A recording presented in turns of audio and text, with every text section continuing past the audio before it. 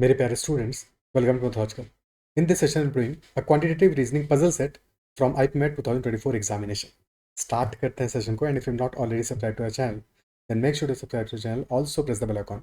You can also message me on Telegram at ADITYAKT and join the WhatsApp channel as well. Link description में check out कर सकते हो। सो this is the puzzle and then there are 5 questions. So these are all the questions. Pause करो, पहले अपने पे solve करो और फिर उसके बाद में सॉल्यूशन देखो। Okay, so in election there are 5 constituencies S1, S2, S3, S4 and S5 with 20 voters each, all of whom voted. 3 parties A, B and C contested the elections. The party that gets the maximum number of votes in a constituency wins that seat. In every constituency there was a clear winner. The following additional information is available. अब क्या क्या चीज़ हमें बताएं कि there are 5 constituencies in total and every constituency has 20 voters in total. ठीक है, 3 parties are there A, B and C that are contesting the election, और the party that gets the maximum number of votes in a constituency wins that seat. तो जिसको maximum votes मिलेंगे वो seat जीतेगी, obvious सी बात है। In every constituency there was a clear winner, यानी कि एक ही विनर हो सकता है, तो बाकी सबके वोट्स से लेसर होंगे। सो विनर के पास मिनिमम नंबर ऑफ वोट्स कितने होंगे? What could be the number of minimum votes received by the winner? Pause करके एक बार ट्राई करो, क्या मिनिमम नंबर ऑफ वोट्स होंगे? ठीक है, 20 वोट्स अगर हम इक्वली डिस्ट्रीब्यूट करें in all 3 parties, if you distribute 20 votes in, जो कि 3 पार्टीज हैं, तो अगर सब में इक्वली डिस्ट्रीब्यूट करें तो क्या होगा? 20/3 वोट्स मिलेंगे। बट वोट्स तो इंटीजर में होगा, 20/3 आ रहा है 6.67। ठीक है, 20/3 इज अप्रॉक्सीमेटली 6.67, यानी कि हम कह सकते हैं कि 7 votes for 2 parties, because almost equal करना है, तो 7 and 6 can be the distribution. अब किसी भी एक नंबर को हम जंबल करेंगे तो दूसरा इंक्रीज हो जाएगा, क्योंकि टोटल सम तो 20 ही रखना है। 7 7 6 ऑलमोस्ट इक्वल है, बट क्या यहाँ पे हमें क्लियर विनर मिल रहा है? नहीं मिल रहा है, because there are 2 parties with votes equal to 7, so there is no clear winner. No clear winner in this case, isn't it so? तो अगर हम 7 वोट्स रखते हैं विनर के, तो हमें विनर मिलेगा ही नहीं, क्योंकि 2 लोग हो जाएंगे ऐसे जिनको 7 वोट्स मिलेंगे, क्योंकि थर्ड को तो ऑब्वियस बात है उससे कम मिलना चाहिए, तभी तो विनर होंगे 7 वाले। ठीक है, सो 7 से इंक्रीज करते हैं, अगर हम 8 कर दें तो क्या ये पॉसिबल होगा? If we are increasing the votes of the highest vote getter to equal to 8, तो हमारा बचे हुए वोट्स का सम क्या आ जाएगा? डेट 12, क्योंकि टोटल 20 है। अब 12 को डिस्ट्रीब्यूट कर सकते हैं, we can write this as 6 and 6 और 5 and 7, but in both cases since 8 is the highest number of votes, so definitely we are getting a clear winner. So if the party that is getting the highest number of votes and that votes are equal to 7, तो फिर हमें कोई भी clear winner नहीं मिलेगा। तो for the clear winner we need at least 8 votes to the winner, 8 votes to the party that is going to receive maximum number of votes। क्या ये बात अप्रिशिएट कर पा रहे हो कि हमारे पास 8 वोट्स वाला सिनारियो होगा, और अगर 8 वोट्स मिलेंगे एक पार्टी को, तो वहाँ पे 2 केसेस पॉसिबल हैं। इधर the other 2 parties will be getting 6 and 6 votes और 5 and 7 वोट्स, क्योंकि कुछ भी और जंबल करोगे यहाँ पे, फॉर एग्जाम्पल 5 and 7 को 4 और 8 किया, तो अगेन हमारे पास 8 वाले भी 2 पार्टीज हो जाएंगी, तो वहाँ पे क्लियर विनर नहीं होगा। तो ये 2 सिनारियोज बनेंगे हमारे। क्या यहाँ तक बात क्लियर है? ठीक है, सो ये स्टार्टिंग इंपॉर्टेंट है, क्योंकि ये सब चीज़ें हमें इस क्वेश्चन में करनी पड़ेंगी। अब एक बात और, जब भी कभी अरेंजमेंट या इस तरह के क्वेश्चन आए जहाँ पे कि हमें नंबर क्रंचिंग करना है, तो वहाँ पे एक और चीज़ और देखना है कि हमेशा क्वेश्चंस को सबसे पहले ये देख लो कि क्वेश्चंस में एडिशनल कंडीशंस तो नहीं है, क्योंकि अगर क्वेश्चन में एडिशनल कंडीशन है, यानी कि हमारे पास जब हम सारा का सारा डेटा अरेंज करेंगे फॉर 5 कॉन्स्टिट्यूएंसीज एंड 3 पार्टीज, तो फिर हमें वहाँ पे हो सकता है यूनिक सॉल्यूशन नहीं मिले, क्योंकि क्वेश्चन एडिशनल कंडीशन दे रहा है। बट इन दिस क्वेश्चन किसी भी क्वेश्चन में एडिशनल कंडीशन नहीं है, क्वेश्चन साफ साफ पूछा नंबर ऑफ वोट्स कितने मिलेंगे बी को S2 में, और अकॉर्डिंगली तो सारे के सारे केसेस में कोई भी कहीं पे एडिशनल कंडीशन नहीं गिवन है, और क्योंकि कोई भी कहीं पे एडिशनल कंडीशन नहीं गिवन है, दैट क्लियरली इंप्लाइज कि हमारा एक यूनिक सॉल्यूशन होगा, मल्टीपल केसेस नहीं बनेंगे, तो सारा का सारा डेटा हमारा फाइनली अरेंज हो जाएगा। ठीक है, अब अरेंज करना स्टार्ट करते हैं। ये पहले पता लगाने इसलिए ज़रूरी है, क्योंकि अगर कंडीशंस बनती तो हो सकता है हम क्वेश्चन में फंसे होते और सॉल्व करने की कोशिश कर रहे होते, बट यूनिक सॉल्यूशन होता ही नहीं। That is why this is important. Okay, अब अरेंज करते हैं। So there are 5 constituency S1, S2, S3, S4 and S5,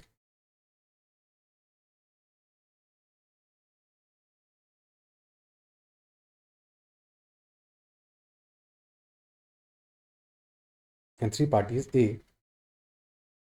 B and C, and total votes in each constituency that is equal to 20. Also, number of votes received by obtained by A, B and C across the constituencies are 49, 35 and 16. So votes received by A are 49, by B are 35, and by C are 60. Then S2 and S3 were won by C, and A won only S1. S2 and S3 were won by C. So C won S2, and C won S3, and A won S1. ठीक है, लिखा है कि A won only S1, यानी कि A को सिर्फ एक कॉन्स्टिट्यूंसी में विन मिला होगा, only one.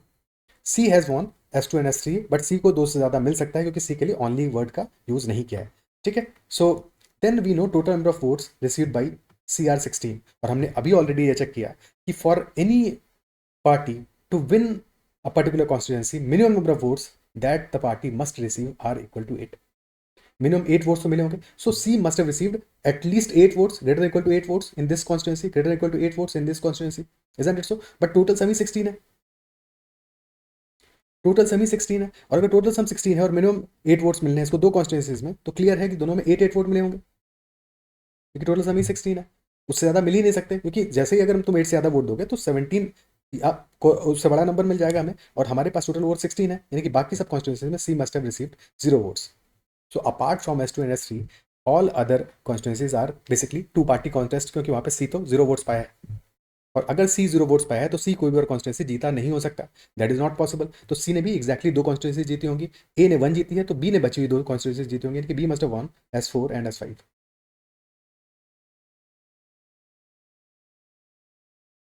Okay, B must have von S4 and S5. अब इसके बाद में जहाँ पे 8 वोट्स मिले हैं विनिंग पार्टी को, तो वहाँ पे हमें क्लियर कॉम्बिनेशन है कि वहाँ पे क्या केस बना होगा, या तो 866 होगा या फिर 857 होगा. तो ये बात भी क्लियर होनी चाहिए कि 866 and 857 are only for two possibilities in S2 and S3. Then additionally, number of votes obtained by B in S1, S2, S3, S4 and S5 are distinct natural numbers in increasing order. So number of votes obtained by B are distinct natural numbers in increasing order, यानी कि maximum will be in S5, minimum will be in S1. Okay, S4 and S5 में there is two party contest. तो S4 S5 का scenario क्या होगा? Total sum 20 है, but ये 20 हमें दो पार्टीज में डिस्ट्रीब्यूट करना है, तो 20 को इक्वली डिस्ट्रीब्यूट करेंगे 10-10 हो जाएगा, बट यहाँ पे फिर नो क्लियर विनर होगा. तो क्लियरली 20 को डिस्ट्रीब्यूट करना है. मिनिमम 11 वोट्स मिलेंगे. 11 and 9 could be one combination, और 12 एंड 8, और 13 and 7 and so on, but minimum 11 votes मिलेंगे विनिंग पार्टी को, है कि नहीं? मिनिमम 11 वोट्स मिलेंगे विनिंग पार्टी को. तो एक केस हमारा बन सकता है क्योंकि हमें S1, S2, S3, S4, S5 में distinct natural numbers increasing order में लगाने हैं. तो अगर हम S4 में 11 वोट्स देते हैं B को, मिनिमम पॉसिबल दैट इज 11, तो S4 में 11 तो मिलेगा कम से कम, क्योंकि S5 में उससे ज़्यादा मिलेगा. S5 में S4 से ज़्यादा वोट्स मिलना है, तो अगर S4 में हमने 11 वोट्स दिए तो S5 में मिनिमम 12 वोट्स होंगे. This could be one possible combination. और अगर हमने 11 और 12 वोट्स दे दिए, टोटल 35 आ रहा है फॉर पार्टी बी, और 11-12 मिला के ही हमारा 23 आ जा रहा है. 11 + 12 दैट इज इक्वल 23. तो 35 - 23 यानी कि 12 वोट्स रिमेनिंग बचे हमारे पास. 12 वोट्स रिमेनिंग बचे हैं जो कि हमें S1, S2 और S3 में डिस्ट्रीब्यूट करने हैं फॉर पार्टी बी. ये हमने अभी मिनिमम रखा है. इससे ज़्यादा भी वोट्स पॉसिबल हो सकता है. 11-12 के बजाय 11-13 भी मिल सकता है, 12-13 भी मिल सकता है, और कॉम्बिनेशन भी हो सकता है. बट जैसे ही हम कॉम्बिनेशन को इंक्रीज करेंगे, so number of votes total जो बचेंगे हमारे, that will decrease from 12, that will be less than 12. Isn't it so? और मिनिमम वोट्स कितने हो सकते हैं in S2 and S3 for party B, क्योंकि S2 S3 में दो ही कॉम्बिनेशन पॉसिबल है, इधर दैट वॉज 866 और 857. तो minimum votes possible are 6 + 5 11. At least 11 vote तो मिलेंगे बी को, है कि नहीं? कि भाई एक कॉन्स्टिट्यूशन 6 मिल गया, एक में 5 मिल गया, क्योंकि अदरवाइज 11 से ज़्यादा मिलेंगे. कम से कम 11 तो मिलेंगे भाई, या तो 11 मिले होंगे या फिर 12 मिले होंगे या फिर 13 मिले हो सकते हैं. बट 13 यहाँ नहीं मिल सकते क्योंकि अभी उन्होंने मिनिमम केस लिया है, और तब भी हमारे पास 12 वोट्स ही रिमेनिंग बचे हैं, तो 13 वाला केस तो पॉसिबल ही नहीं है. यानी कि एक कॉन्स्टिट्यूशन 6 मिले हो, एक में 7 मिले हो, दिस इज नॉट पॉसिबल. हाँ, दोनों में 6 मिले हो, क्या ये पॉसिबल होगा? वो भी पॉसिबल तभी होता जबकि numbers were not distinct, but numbers are also distinct natural numbers. Isn't it so? Numbers distinct natural numbers हैं. ठीक है, बट यहाँ पे भी एक कॉम्बो बन सकता है. क्या बन सकता है कि हम 5 वोट्स दे दें यहाँ पे, 7 वोट्स दे दें यहाँ पे, कोई दिक्कत नहीं है. ठीक है, 5 दे दिए तो 7 मिलेंगे ए को, और यहाँ पे 7 दे दिए तो 5 मिलेंगे ए को. क्या ये कॉम्बिनेशन पॉसिबल है? पॉसिबल होता अगर क्वेश्चन ये कहता कि नेचुरल नंबर नहीं होता यहाँ पे, बिकॉज अब हमारे पास 0 वोट्स बचे हैं for constituency S1. So natural number mention है, यानी कि 0 इज नॉट नेचुरल नंबर. सो यानी कि ये कॉम्बिनेशन पॉसिबल नहीं है. 5 + 7 वाला नहीं चलेगा, यानी कि 12 वोट्स नहीं, 11 वोट्स से हम डिस्ट्रीब्यूट कर पाएंगे बिटवीन S2 एंड S3. क्या लॉजिक समझ पा रहे हो? अच्छा सवाल था, पर यहाँ पे ये सब बातें सोचोगे तभी इसको प्रॉपर्ली सॉल्व कर पाओगे. ठीक है, S2 S3 में 11 ही डिस्ट्रीब्यूट कर पाओगे. मिनिमम 1 तो देना पड़ेगा यहाँ पे, और 11 से कम डिस्ट्रीब्यूट कर भी नहीं सकते, तो बी को एग्जैक्टली 1 वोट मिला होगा इन कॉन्स्टिट्यूंसी S1। और फिर यहाँ पे कॉम्बिनेशन आ जाएगा 5 एंड 6, क्योंकि हमें इंक्रीजिंग ऑर्डर में लिखना है। और यहाँ पे मिले 5, तो S2 में A will be getting 7, S3 में 6 मिले हैं B को, तो फिर S3 में 6 मिले होंगे A को भी। और S1 में A must have gotten 19 votes. और फिर यहाँ पे आ गया 11, 9, 12, 8। अब चेक कर लो, 9 + 8 17 + 7 24 + 6 30 + 19 49, सारी चीज़ें मैच कर रही हैं, सब कुछ हमारा क्लब अप हो गया। और एग्जैक्टली यही हमारा यूनिक सॉल्यूशन होगा। क्या ये क्लियर है? क्या ये अप्रिशिएट कर पा रहे हो, समझ पा रहे हो? ठीक है, सो यही हमारा ओनली पॉसिबल सॉल्यूशन होगा। जस्ट इन केस अगर मान लो इस क्वेश्चन में नेचुरल नंबर्स नहीं होता, तो और भी केसेस बन जाते। अगर हमारा डिस्टिंक्ट नेचुरल नंबर्स की बात नहीं करता है, तो फिर यहाँ पे होल नंबर्स वाले केस भी ले सकते थे, यानी कि फिर उस केस में ऐसा भी हो सकता था कि A एंड B 20 एंड 0 हो जाता। A को 20 वोट्स मिले इन कॉन्स्टिट्यूंसी S1 और B को मिले 0 वोट्स। ठीक है, तो ये वाला सिनारियो भी बन सकता था फिर हमारा।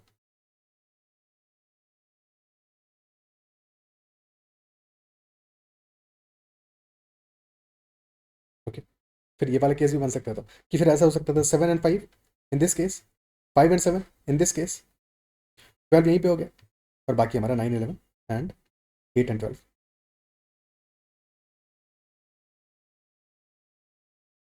या फिर ये केस भी हो सकता था कि यहाँ पे हमने S1 में 20 0 ही रखा, फिर इसको भी 7 5 एंड 6 6 ही रखा, फिर यहाँ पे 9 11 हो गया, और 8 और 7 13 हो जाएगा। एक सेकंड, यहाँ पे कुछ गड़बड़ तो नहीं किया, सब सम ठीक आ रहा है? हाँ ठीक आ रहा है, सारा सम क्लियर आ गया, क्योंकि हमने A और B की बात की है, तो टोटल सम हमारा क्योंकि 20 20 ही रहा है, तो डेफिनेटली मैच करेगा। क्लियर है? तो हमारे पास ये दो केसेस भी पॉसिबल हो पाते हैं एडिशनली। अगर ये तब है जबकि हमारे डिस्टिंक्ट होल नंबर्स होता, क्योंकि यहाँ पे भी सारी वैल्यूज डिस्टिंक्ट आ रही, डिस्टिंक्ट होल नंबर्स होता। ठीक है, डिस्टिंक्ट होल नंबर्स या डिस्टिंक्ट इंटीजर्स है, वैसा केस होता, तो फिर ये केस भी पॉसिबल हो जाता। बट यहाँ पे नहीं होगा इस केस में। ठीक है, इस केस में नहीं होगा हमारा। अब क्वेश्चंस देखते हैं। तो फर्स्ट क्वेश्चन था हमारा, the constituency in which B got lower number of votes compare to A and C. B got lower number of votes compare to A and C. So क्या आंसर होगा हमारा? कौन सी कितनी कॉन्स्टिट्यूंसी ऐसी मिलेगी, कौन सी कॉन्स्टिट्यूंसी मिलेगी? अब देखो एक चीज, बी को ए से लोअर वोट्स तो मिला है S1 में, बट सी से लोअर वोट्स नहीं मिला है, तो S1 तो definitely is not the answer obviously. और तो आंसर क्या हो गया हमारा? S1। बी को लोअर वोट्स मिला है, हमारा S2 आंसर होगा, क्योंकि S3 में इक्वल मिला है, तो S2 is the answer, option D. Next one, the number of votes obtained by B in S2। तो बी को S2 में वोट्स मिले हैं equal to 5, equal to 5। Next, number of votes obtained by A in S5। और A को S5 में votes मिले हैं equal to 8। Fourth one, comparing the number of votes obtained by A across different constituencies, the lowest number of votes were in which of the following constituency. A को minimum votes कहाँ पे मिले हैं? So that answer is in constituency S3। And last one, assume that A and C had formed an alliance and any voter who voted for either A or C would have voted for this alliance। यानी कि A और C के votes को हम मर्ज कर देंगे, तो अब भी टू पार्टी कॉन्टेस्ट हो जाएगा। एक पार्टी हो गई A + C and the other party is B। So number of seats this alliance would have von क्या होगा? A + C versus B। तो फर्स्ट S1 तो जीत जाएंगे, क्योंकि S1 में A + C 19 हो जाएगा, 19 एंड 1।